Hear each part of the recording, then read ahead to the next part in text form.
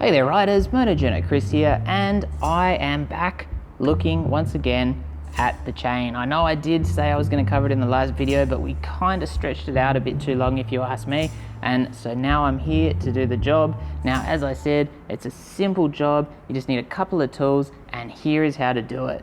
As you can see, I've moved the bike around so that I'm on the right side of the bike for it, and as you can also see, as it was before, I'm on my pickup stand. So it's a rear stand, and what that does is it lifts that rear wheel off the ground so that we can really easily clean that chain.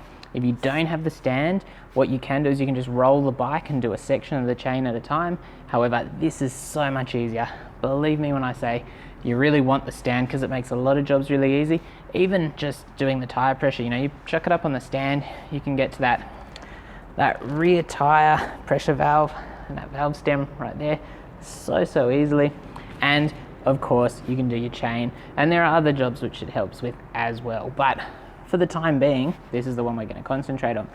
All that you need to do this job is I use kerosene as the degreaser.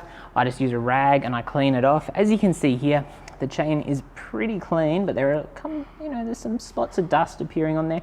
Has been a while since I've done the chain. I've just got some good old chain wax there. I like the chain wax because it's a little bit thinner, and because I'm doing it reasonably often, that does the job just fine. Normally, this is a good job to do when you get back from a ride. You don't want to do tire pressures when you get back from a ride because the tires will be hot and it'll totally mess up the tire pressures.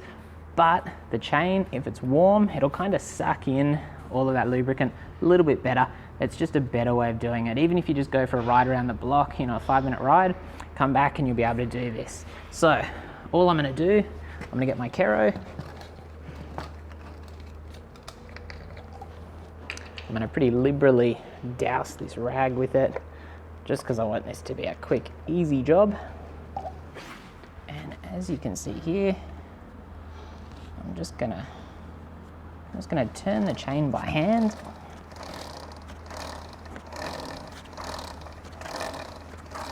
And as you'll realize, I'm kind of doing one side of the chain at a time.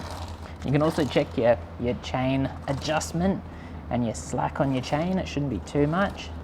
And obviously this is not the easiest way of doing it. You can do it with a brush, but you'll often get kind of crap everywhere if you do it that way. And see, I just turn it by hand and keep getting a nice clean bit of cloth. That'll give you a better idea kind of when the chain's clean.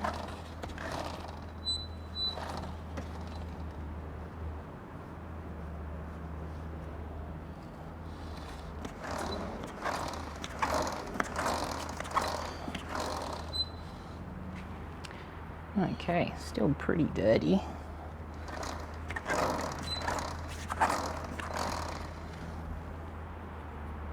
Now obviously, if your chain is absolutely filthy, it's probably an idea just with quite a light brush, like maybe a toothbrush or just a light brush. You could brush a bit of Kero on, but if you're going to do that, you're going to want to put something behind the chain so that you can kind of just brush it and give it a good clean, but it's not going to get all over your tires and everything like that. The last thing you want to do with this particular job is get either your chain lube or kerosene all over your tires, because the next time you go for a ride, it's going to be a disaster. You just don't want to do it. So that's looking reasonably clean. I'm not a perfectionist when it comes to this. I just try and do it really often. And all I need to do now is get this very high-tech invention. It's basically a piece of cardboard that's been folded. And the reason I'm going to use that is simply because I'm going to chuck it in here. That's going to make sure that there's no overspray, and I can spray a little bit more liberally without worrying. And I'm out of chain lube. So, my new favorite chain lube. Got a good bottle of Silkolene Pro Chain here. Same kind of thing. It's kind of like a thin chain wax kind of thing. As you can see, I'm putting it on probably a little bit thicker than I should. And I just look for where I was up to last time.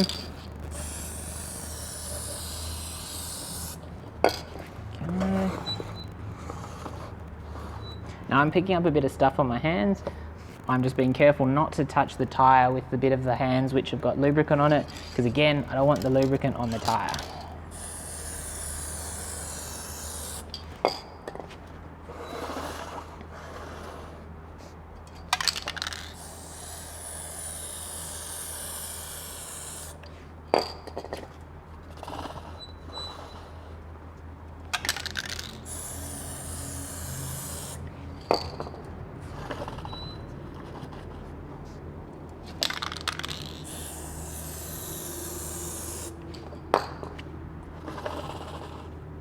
And that's where I started, that's where I just did to.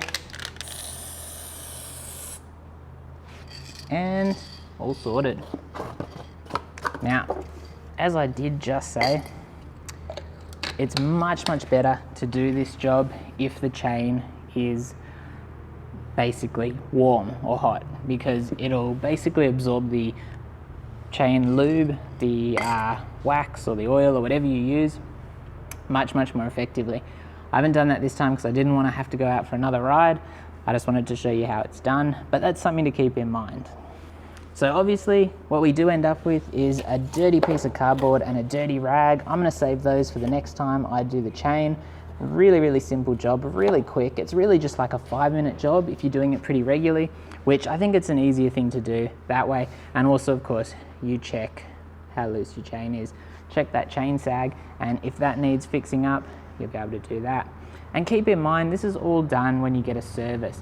So if you're not particularly sure, maybe try and do it yourself just before the service is done. And then when you take it into the shop, they'll be able to fix it up if you've done anything wrong, and maybe just have a chat with them. They'll always be able to help out if it's a good shop. Anyway, that's me. Tire pressures, chain lube, really frequent job to do, really easy job to do, and a great one to learn a little bit more about your bike and also to maximize your safety on the road. If I've forgotten anything, let me know in the comments. Hit like if you've enjoyed the video, and don't forget to sub, hit that notification bell, and stay safe out there. Thank you.